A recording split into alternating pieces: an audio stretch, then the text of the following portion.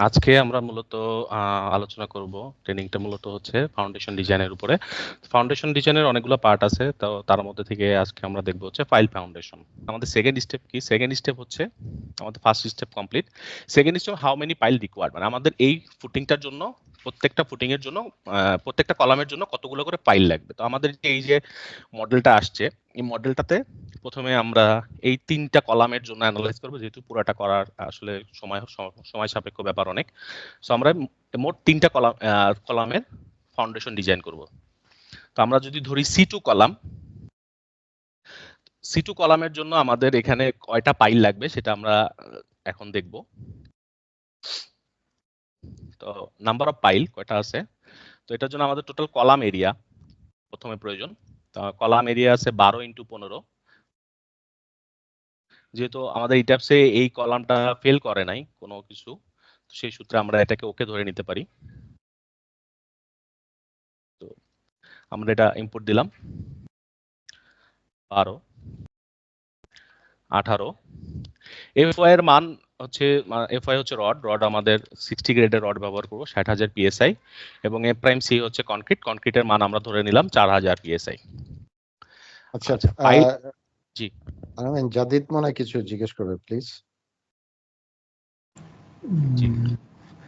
জি আচ্ছা, এখানে যে আপনি বললেন যে লাইভ লোড আর ডেড লোড, এটা কি ম্যাক্সিমাম অ্যালাউয়েবল লোড বলছেন নাকি এটা মানে লোড কোথা থেকে আসছে? মানে কারণ লাইভ লোড তো লাইভ, সেটা তো ফ্লেক্সিবল হবে, তাই না? মানে এটা আমরা আসলে যখন অ্যানালাইজ করেছি তখন আমরা প্রত্যেকটা স্ল্যাবের মধ্যে যখন স্ল্যাবকে ভাগ করেছি, সেল ম্যাশ অ্যাসাইন বলে এটাকে, যখন আমরা ম্যাশ অ্যাসাইন করেছি এই বিল্ডিংটার মধ্যে প্রত্যেকটা স্ল্যাবকে, তখন প্রত্যেকটা স্কোয়ার ফিটে আমরা একটা লাইভ লোড বসিয়ে দিয়েছি। যদি দেখাই তাহলে লোড অ্যাসাইন থেকে ফ্রেম লোড, এখানে আমাদের প্রত্যেকটা ডেড লোড লাইভ লোড এটা অ্যাসাইন করা থাকে।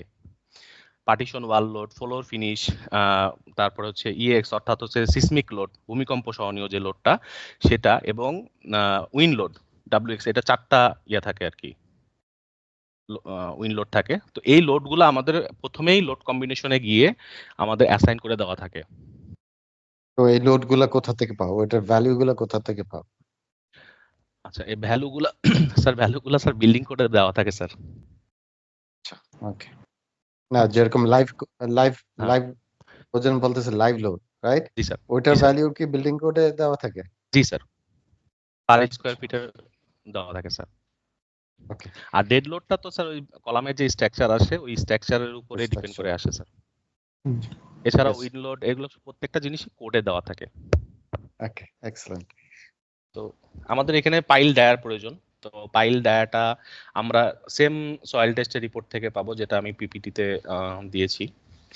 সয়েল টেস্টের রিপোর্টে আমাদের অ্যাকচুয়ালি দুটা জিনিসই প্রয়োজন পড়ে। আমি যদি একটু দেখাই, আমাদের টোটাল সয়েল টেস্টের রিপোর্টটা এরকম অনেকগুলো পেজ থাকে। সো ফাউন্ডেশন ডিজাইনের এরকম অনেকগুলো পেজ থাকে। সো আমার ফাউন্ডেশন ডিজাইনের জন্য দুইটা পেজ আসলে ইম্পর্টেন্ট থাকে। সো আমি ওই দুইটা পেজকে আলাদা করে পিপিটির মধ্যে বসিয়ে দিয়েছি। তো আমাদের এই যে স্ট্রাকচারটা আমরা বানাচ্ছি, এই স্ট্রাকচারের সয়েল টেস্টের রিপোর্টে বলা আছে আমরা যদি 20 ইঞ্চি ডায়ার পাইল ব্যবহার করি তাহলে আমাদের প্রতিটা পাইলের জন্য 85 ফিটে গিয়ে 98.23 টন লোড বেয়ারিং ক্যাপাসিটি থাকবে ওর। সো আমরা যেহেতু 20 ইঞ্চির নিচে যেগুলো আছে, 18 ইঞ্চি আছে, 16 ইঞ্চি আছে, তো এগুলো একটু কম লোড বহন করে। তো আমরা 20 ইঞ্চি দিই, আর 20 ইঞ্চিটা মূলত স্ট্যান্ডার্ড, সব জায়গায় 20 ইঞ্চির ইয়েটা পাওয়া যায়, ক্যাচিংটা পাওয়া যায়। তো এর জন্য আমরা 20 ইঞ্চি দিয়ে মূলত ডিজাইনটা করব। তো 20 ইঞ্চির জন্য আমরা পাইলের বেয়ারিং ক্যাপাসিটি পাচ্ছি 98.23 টন। আমরা ভ্যালুটা এখানে বসায় দিই।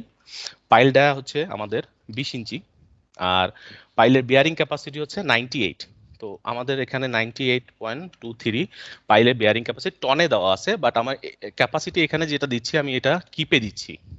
সো আমার এখানে কিপ থেকে টন থেকে কিপে একটু কনভার্ট করে নিতে হবে। তো আমরা জানি যে 1 টন সমান 2.20 কিপ। তো 98 এর জন্য আমাদের পাইলের বিয়ারিং ক্যাপাসিটি আসবে ইনটু, অর্থাৎ 216 কিপের 216.106 কিপ আমাদের এই পাইলের বিয়ারিং ক্যাপাসিটি থাকবে। তো আমরা এখানে 216 ইনপুট দিব। আচ্ছা, কলামের লোড। তো আমাদের যে এই যে C2 কলামটা আছে, এই স্ট্রাকচারের ভিতরে C2 কলামটা আছে, এই কলামের জন্য আমাদের টোটাল যে লোডটা, dead load plus live load আমরা অ্যানালাইজ করে দেখেছি, ওটা আমাদেরকে দেখতে হবে। এর জন্য এখানে রিয়াকশন ফোর্সের দেওয়া আছে, এখান দিলাম। এখান থেকে আমরা কম্বিনেশন যেগুলো সেট করেছি, সব টোটাল 26টা কম্বিনেশনে আমরা এই বিল্ডিংটা ক্যালকুলেশন করেছি। তার মধ্যে থেকে আমরা শুধু নিব আপাতত dead load plus live load. So এখানে এফজেড হচ্ছে ফোর্স, আর এম এক্স এম ওয়াই এবং এম জেড এটা হচ্ছে আমাদের মূলত রিয়াকশন। সো আমরা এখানে ক্লিক করলাম। এটা 3D মডেলে আছে, এর জন্য একটু দেখাবে না, বেস মডেলে গেলে দেখা যাবে।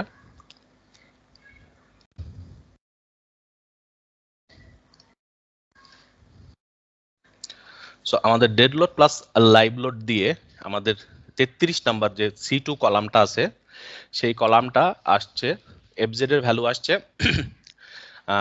373.923, অর্থাৎ আমরা 374 ধরে নিতে পারি।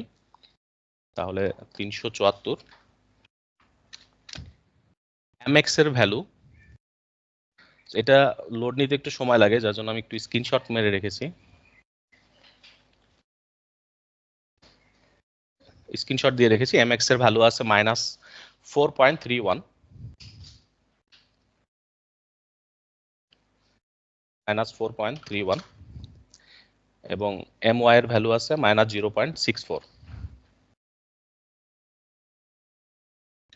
-0.64। আচ্ছা, এখান থেকে আমাদের টোটাল পাইল না, কোথাও কি ভুল করেছি? আচ্ছা, এখানে 216 হবে, পাইল লেন্থ হচ্ছে 85 ফিট, আমি একটু ভুল করেছিলাম। পাইল ক্যাপাসিটি হচ্ছে 216, আমি এখানে 2 লিখে দিয়েছিলাম। আর পাইলের লেন্থ যেটা আমরা সয়েল টেস্টের রিপোর্ট থেকে পেয়েছি, সেটা হচ্ছে 85 ফিট। সো 85 ফিট আমাদের কলাম লোড এবং mx my এই ভ্যালুটা বসানোর পরে আমাদের দেখা যাচ্ছে যে এখানে টোটাল পাইল লাগবে, নাম্বার অফ পাইল লাগবে 2টা। আরেকটা জিনিস এখানে আসছে, স্প্রিং কনস্ট্যান্ট, এটা আমাদের ফাউন্ডেশন ডিজাইনের জন্য প্রয়োজন আছে। তো আমরা দেখলাম যে এখানে পাইল লাগবে 2টা, প্রত্যেকটা পাইল থেকে আরেক পাইলের, একটা পাইল থেকে আরেকটা পাইলের সেন্টার টু সেন্টার ডিসটেন্স হবে 60 ইঞ্চি, 60 ইঞ্চি, এবং এজ ডিসটেন্স হবে 20 ইঞ্চি।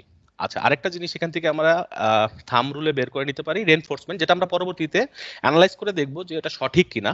তো আমরা এখানে পাইলের জন্য এখানে মিনিমাম 1%, সর্বোচ্চ 1% দিতে পারি। তো আমরা এখানে 7টা রড 16 মিলি দিয়ে দিলাম এই পাইলের জন্য। তো এখানে আপাতত আসছে 7%। আমরা এটাকে বেস ধরে আমরা অ্যানালাইজ করব, যদি পরবর্তীতে ভুল হয় তাহলে আমরা যে সফটওয়্যারের মাধ্যমে অ্যানালাইজ করব ওই সফটওয়্যার ভুল ধরায় দিবে। তো আমরা আপাতত ধরে নিই যে আমাদের এটা সঠিক আছে। তো আমরা পাইলটা এখানে বসাই। 20 ইঞ্চি ডায়া, অর্থাৎ রেডিয়াস হচ্ছে 10 ইঞ্চি। এক পাইল থেকে আরেক পাইলের সেন্টার টু সেন্টার দূরত্ব হচ্ছে 60 ইঞ্চি, এবং এস ডিসটেন্স হচ্ছে 20, অর্থাৎ দুই দিকেই 20 ইঞ্চি করে ডিসটেন্স থাকবে। 20 আমরা এটাকে রেক্টাঙ্গুলারে নিয়ে যেতে পারি।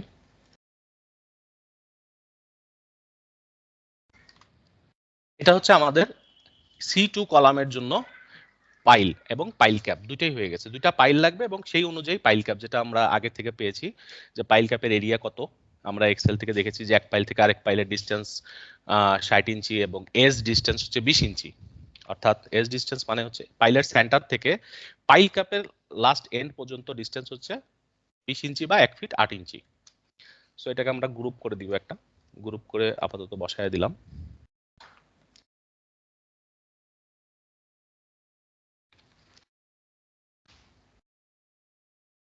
ওকে, আচ্ছা, এটার একটা থিকনেস তো আমাদের ক্যালকুলেশনের সময় লাগে। সো আমরা থিকনেসটাও একটু দেখে নেই যে এই পাইলের জন্য আমাদের থিকনেস কত আসছে। তো আমরা এখান থেকে একটু থিকনেসটা ক্যালকুলেশন, এটা টোটালি থাম রুল, এটা জাস্ট আমরা একটা প্রসেস ধরে আগাবো সফটওয়্যারে ইনপুট দেওয়ার জন্য। পরবর্তীতে আমরা ওটা অ্যানালাইজ করে দেখবো যে আমাদের ইনপুটটা সঠিক আছে নাকি কমাতে হবে ইনপুটটা নাকি বাড়াতে হবে। সো এটা কলাম হচ্ছে 12x18, এফ প্রাইম সি হচ্ছে 4000 PSI আমরা ধরে নিলাম। কলামের ডেড লোড 1.4 ডেড লোড এবং 1.7 লাইভ লোড, অর্থাৎ আমাদের যে টোটাল বিল্ডিং এর যে টোটাল লোড আসছে এর ডেড লোডের 1.4 গুণ এবং লাইভ লোডের 1.7 গুণ। এটাও আমি পিপিটির মধ্যে দিয়ে রাখছি। এটা তো এটা দেখতে একটু অসুবিধা হয়, এর জন্য আমি স্ক্রিনশট দিয়ে রাখছি।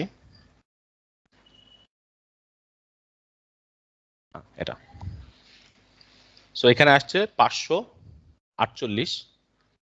আমরা এটা একটু ইনপুট দেব, 548। আচ্ছা, থিকনেস ক্যালকুলেশনের জন্য আমরা এখানে একটা থিকনেস ধরে নিব, যে কোনো থিকনেস 20 হতে পারে। তো এখানে বলে দিচ্ছে যে ইনক্রিজ দ্য থিকনেস, তো আমরা 26 দিলাম।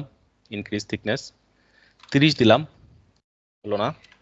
31এ এটা থিকনেস ওকে বলছে। তো আমরা 31 ইঞ্চিতে যদি থিকনেস ওকে থাকে তাহলে আমরা ধরে নিব যে আমাদের পাইল ক্যাপের থিকনেস হবে 36 ইঞ্চি, অর্থাৎ 5 ইঞ্চি আমরা একটু বেশি ধরে নিব। এই ধরার কারণটা আমি একটু বলি, সেটা হচ্ছে এটা হচ্ছে আমাদের একটা পাইল ক্যাপ। সো পাইল ক্যাপের দুইটা অংশ থাকে, একটা হচ্ছে টি, আমরা যেখান থেকে পুরা কাস্টিং এরিয়া থাকে, আরেকটা হচ্ছে T1 যেটা রেনফোর্সমেন্ট এরিয়া থাকে। তো রেনফোর্সমেন্ট এরিয়া থেকে আমরা 6 ইঞ্চি বা 5 ইঞ্চি বেশি নেই, মানে কাভারিং যদিও আমরা বলি 3 ইঞ্চি, অ্যাকচুয়ালি আমরা 6 ইঞ্চি নিয়ে থাকি, কারণ 4 ইঞ্চির মতো আমাদের পাইলটা ভিতরে ঢুকে এবং পাইলের যে রডটা, এটা পাইলের রডটা ভিতরে ঢুকে আরো 2 ইঞ্চি। তারপর থেকে আমাদের পাইল ক্যাপের রিবারটা বেন্ডিং বসানো শুরু হয়। তো এর জন্য আমরা 6 ইঞ্চি বা 5 ইঞ্চি একটু বেশি নিয়ে থাকি, তো আমরা এখানে 5 ইঞ্চি বেশি নিয়েছি। তো অ্যালাউয়েবল পাইল থিকনেস আমরা ধরে নিলাম 36। ওকে, তো আমরা থাম্ব রুল দিয়ে আমরা C2 পাইলের টোটাল নাম্বার অফ পাইল পাইলাম, total number of pile cap area পাইলাম, এবং এই পাইল ক্যাপের থিকনেসটাও আমরা পেয়েছি। তো এই পর্যন্ত আমাদের করা শেষ। এটা যদি কারো কোনো কোশ্চেন থাকে তো